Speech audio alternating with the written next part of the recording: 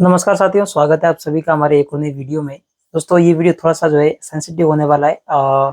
कुछ बवाल हो सकता है इस वीडियो के बाद में, फिर भी हम वीडियो बना रहे हैं क्योंकि आपका सपोर्ट है और ई मित्र कियोस्क की आवाज उठाना बहुत जरूरी है। तो रिक्वेस्ट इतनी है, ये वीडियो सभी ई मित्र कियोस्क के पास में पहुंचना चाहिए डिलीट होने से पहले। वैसे डिलीट करेंगे नहीं हम, बाकी हो सकता है कुछ ऐसे इशू हो जाए। तो वीडियो को शुरू करने से पहले ये वीडियो डिलीट ना हो और हमारी सेफ्टी के लिए एक डिस्क्लेमर मैं देना चाहूंगा कि इस वीडियो में जितना कुछ भी बता रहा हूँ ये एक मेरी मनगढ़ंत कहानी है और इसका किसी भी तथ्य से और किसी भी सरकारी ऑफिशियल आदेश से कोई भी संबंध नहीं है। तो इसको एक मनगढ़ंत कहानी की तरह ही समझिए। बाकी आप लोग समझदार है।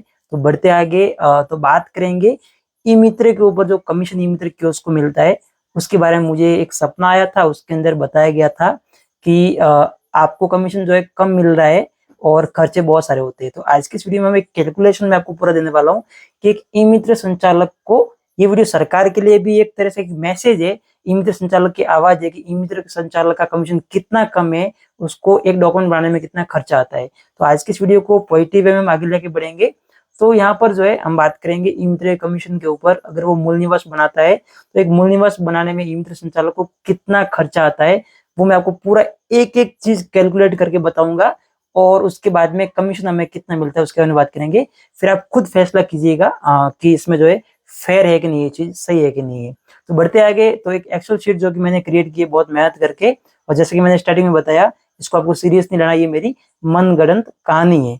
तो आप देख सकते हैं हमारी स्क्रीन रिकॉर्डिंग ऑन हो चुकी है और यहाँ पे कुछ कुछ चीजें मैंने लिख रखी है। तो स्टार्टिंग में देखिए एग्जाम्पल लिया आपने बोनाफाइड यानी कि मूल निवास प्रमाण पत्र का। तो मूल निवास प्रमाण पत्र बनाने के लिए क्या क्या डॉक्यूमेंट लगते हैं, ये सभी दस्तावेज में अलग हो सकते हैं, सभी डिस्ट्रिक्ट के अंदर अलग हो सकते हैं। और वैसे भी एक डिस्क्लेमर और भी जो यहाँ पे मैंने दिया हुआ है ऑलरेडी।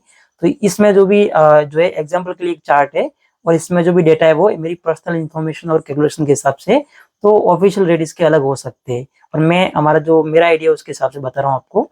तो फॉर्म में जो है 3 पेज होते हैं मूल निवास के फॉर्म के अंदर, मोस्ट ऑफ 3 ही पेज होते हैं।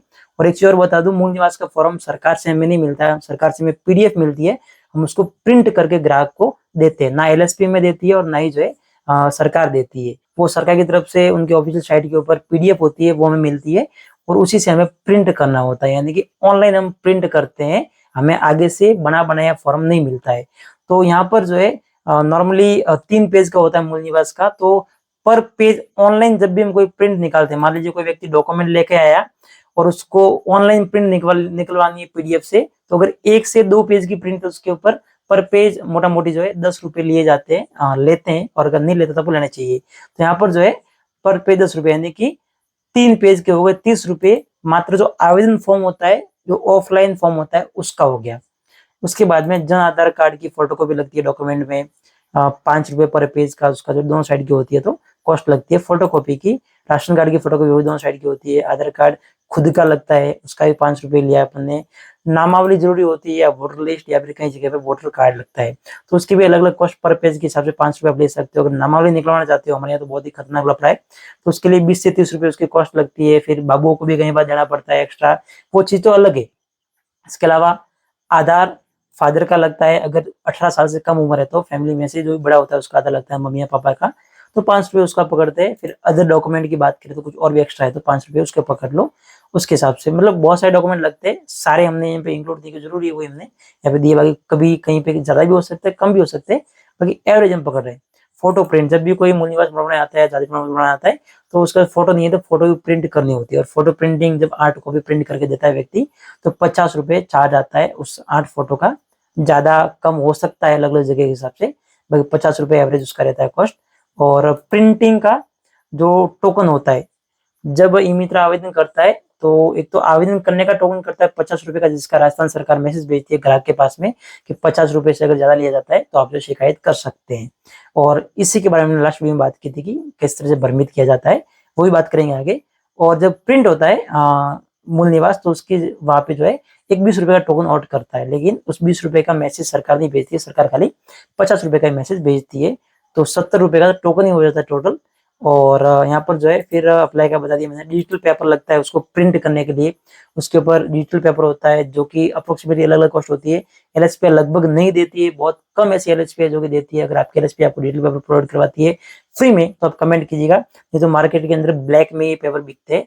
₹3 से लेके ₹5 पर पेज तक भी इमित्र कियोस्क लेके उनके ऊपर प्रिंट करके ग्राहक को देता है। इसके बाद में सिग्नेचर, तो बहुत सारे ऐसे ग्राहक होते हैं जो खाली डॉक्यूमेंट देके चले जाते हैं, कहते हैं पटवारी जी का सिग्नेचर भी आप ही करवा लेना, बाकी और कोई नोटरी वगैरह है, किसी और के साइन है, अपने जो भी टीचर वगैरह होते हैं, जो भी गेजेटेड अधिकारी होते हैं, तो आप खुद ही करवा लेना। तो उसके पीछे भी उसका तेल फूकता है, वो बंदा उनके पीछे घूमता है, तो उसमें टाइम भी वेस्ट होता है, पेट्रोल का भी खर्चा आता है। तो वो बहुत सारा हो सकता है, लेकिन हमने उसको ₹100 में लिया, यानी ₹100 ₹50 पेट्रोल का मान लो, ₹50 उसका टाइम का लो, कि उसको दुकान बंद करके जाना होता है, उस टाइम पे और ग्राहक आके तो उसका भी नुकसान है। ये हो गया। फिर offline form filling, offline form भी भरना होता है। जब ये 3 पेज का फॉर्म आता है, उसको भरना ही पड़ता है। आप किसी वकील को आप बोलो कोई एप्लीकेशन लिख के दे, वो चार्ज करेगा आपको, तो हम ई-मित्र कियोस्क क्यों ना करें। तो ऑफलाइन फॉर्म फिलिंग का भी चार्ज बनता है, लगभग ₹10 में पकड़ा जाए, ज्यादा नहीं है। और ऑफलाइन फॉर्म फिलिंग चार्जेस जो इसमें, और इसके अलावा ऑनलाइन फॉर्म फिलिंग, यानी कि ऑनलाइन फॉर्म अगर आप किसी भी भर्ती का, किसी भी गवर्नमेंट का अगर कोई अलग से योजना है उसके लिए आवेदन करते हो ई-मित्र के अलावा, तो भी कस्टमर से आप ₹100 के आसपास चार्ज करते हैं। फिर भी हमने यहाँ पे ₹50 ऐड किया है, तो जो कि जेन्युइन है, आप कमेंट करके बताइएगा। इसके अलावा एक चीज मैंने ऐड नहीं की, लेमिनेशन करके भी लोग मांगते हैं कि लेमिनेशन करके भी दो, तो ₹20 लेमिनेशन का भी चार्ज आता है, जो कि मैंने यहाँ पे ऐड नहीं किया है, लेकिन वो भी आप देख लीजिएगा। तो कुछ इस तरह से, तो ये भी जो भी चार्ज है, सबसे पहले आपने यहाँ तक वीडियो को देखा तो एक बार कमेंट करके बताइए जेन्युइनली, अगर आप ई-मित्र संचालक है। आम जन शायद इससे रिलेट नहीं कर पाएगा, लेकिन गवर्नमेंट के अधिकारियों से निवेदन है कि आप रिलेट कीजिए, समझिए ई-मित्र संचालक को कितना खर्च आता है।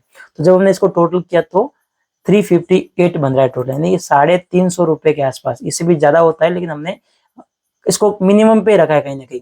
बाकी इसमें से अगर ग्राहक खुद से काम कर लेता है, तो ई-मित्र संचालक जो है इस ₹70 में काम करने को तैयार है, कोई दिक्कत नहीं। ग्राहक अगर फॉर्म भी खुद लेके आए, अगर सारे डॉक्यूमेंट की फोटो भी खुद लेके आए, फॉर्म भी खुद भरवाए, साइन भी खुद करवाए, अपनी फोटो भी खुद लेके आए, जितने भी कॉस्टिंग है वो खुद करे सारे काम, तो कोई दिक्कत नहीं है, वो कर सकते हैं। लेकिन एक ₹50 का मैसेज आप भेजते हैं, उसके पीछे ई-मित्र संचालक इतने सारे काम करता है। उस ग्राहक से पूछना जरूरी है कि आपने और भी कुछ काम करवाए थे क्या? क्या आपने फॉर्म भरवाया था उससे? क्या आपने ऑफलाइन फॉर्म उससे लिया था? डॉक्यूमेंट की फोटोकॉपी करवाई थी? उसका भी चार्ज वो कहाँ जाएगा? ये खाली अप्लाई करने का टोकन है। तो ये उसका खर्चा बैठता है एक मूल निवास का आवेदन करने का मैक्सिमम। इससे ज्यादा मुझे नहीं लगता हो सकता है, और इससे कम ही होता है। बाकी डिपेंड करता है अलग लोकेशन के हिसाब से, जैसे मैंने बताया। और ये कोई तथ्यात्मक चीज नहीं है, मैंने बता दिया आपको, ये मेरे मन की उपज है। और यहाँ पर जो है कमीशन की बात करें तो मेरे कैलकुलेशन के हिसाब से एक वीडियो भी आपको मिल जाएगा डिस्क्रिप्शन में, आप देख लीजिएगा, उसमें मैंने प्रॉपर कैलकुलेशन बताया किस हिसाब से। बाकी अप्रोक्स जो है 70% कमीशन मिलता है ई-मित्र कियोस्क को सी कैटेगरी में। तो उसमें जो है मान लीजिए अगर उसका 50 का टोकन करता है तो ₹35 कमीशन हो गया। और इसके अलावा जो है अगर 20 का और करता है वो, जो कि अपना प्रिंट वाला है, तो उसका हो गया ₹24, यानी टोटल ₹49 उसका कमीशन बनता है। क्योंकि जो 50 और 60 यानी ₹70 का जो टोकन करता है, उसमें से गवर्नमेंट का भी शेयर जाता है, टीडीएस भी कटता है, इसके अलावा एलएसपी का भी हिस्सा जाता है। उसके बाद में ई-मित्र कियोस्क को मोटा मोटी ₹49 मिलता है कमीशन। जितने भी डेटा मैं बार बार कह रहा हूँ, ये ऊपर नीचे हो सकते हैं, एक एग्जाम्पल के लिए हम ले रहे हैं। तो यहाँ पर जो है ये चीजें होती है। अब ये 49 को इसमें से निकाल दो, ₹300 वो कहाँ से भरेगा? या फिर उसको ₹50 का मैसेज भेजा जा रहा है कस्टमर को, वो कहाँ सही है, आप ही बताइए। तो ये समस्या है मेन, इसकी वजह से हम कह रहे हैं। उम्मीद करूंगा आपको सब कुछ क्लियर हो गया होगा। एक बेसिक एक चीज मैंने बताई है आपको, एक कैलकुलेशन जो कि मेरे हिसाब से मैंने आपको बताया, मेरे नॉलेज के हिसाब से। हो सकता है इसमें चीजें परिवर्तित हो सकती है, बाकी कमीशन का भी कुछ चेंज हो सकती है, लेकिन एक एवरेज दिया है, तो उसको आप समझिए खुद। और बाकी आप समझदार है, आपको पता है कॉस्ट क्या आती है। तो आप भी कमेंट कीजिएगा अगर आप इसे रिलेट कर पा रहे हैं, और ये जो कैलकुलेशन में किया वो सही है कि नहीं है। बाकी यहाँ पर जो है जब भी शिकायत होती है ई-मित्र कियोस्क की, तो उस व्यक्ति को पूछिए, कस्टमर को कम से कम, कि आपने और क्या क्या काम करवाए थे। या फिर आप ई-मित्र संचालक हो तो कस्टमर को बताइए कि आपने किस चीज का पैसा लिया है। कस्टमर को लगता है ₹50 में होना चाहिए, लेकिन ₹50 में क्या क्या काम होना चाहिए? 50 का टोकन हो गया, उसमें से कमीशन आपको ₹49 मिल रहा है। ₹49 में आप ₹358 का काम करके दे सकते हो क्या? पॉसिबल नहीं है, कौन देगा? कोई नहीं दे सकता। तो फिर तो उसको, कस्टमर को बताना जरूरी है आपको कि ये चीज हमने किया है। फिर आपकी शिकायत भी होती है तो उनको बताइए कि हमने ये काम करके दिया है, उसका चार्ज लिया है। टोकन का तो वही ₹50 का, टोकन का एक्स्ट्रा हमने लिया है। तो ये चीजें, तो उम्मीद करूंगा आपको इससे कुछ ना कुछ जानकारी मिली होगी। और ये वीडियो कोशिश कीजिए हर उस अधिकारी तक पहुंचाने की, हर उस ई-मित्र संचालक तक पहुंचाने की, ताकि वो जो है बिना डर के अपना काम कर सके। और कुछ एक्स्ट्रा लेता भी है तो एक सही तरीके से ले, क्योंकि जो लीगल चीजें वो तो आपको करनी पड़ेगी। ऐसा नहीं कि आप ई-मित्र लेके बैठे हो तो आपको 49 का कमीशन मिलेगा और आप ₹300 का फ्री में काम करके देखो, तो पॉसिबल नहीं है। तो आप उनके साथ शेयर कीजिए, बात कीजिए। और सरकार से भी हम बार बार निवेदन कर रहे हैं कि थोड़ा सा जो है, क्योंकि हर चीज के रेट बढ़ चुके, खाली ई मित्र कमीशन के रेट नहीं बढ़े, तो निवेदन है थोड़ा सा उसको भी बढ़ाइए ताकि ई मित्र संचालक अपना काम कर पाए। और उसको लेकर समय समय हम ज्ञापन भी दे रहे, हमारा प्रयास जारी है। और उसको लेकर कुछ और भी वीडियोज आएंगे, क्योंकि जरूरी है ई मित्र की आवाज पहुंचाना। वो हम लीगली ज्ञापन के थ्रू भी पहुंचा रहे हैं, लेकिन हमारे पास में ये भी एक प्लेटफॉर्म है, सोशल मीडिया एक बहुत ही बड़ी पावर है।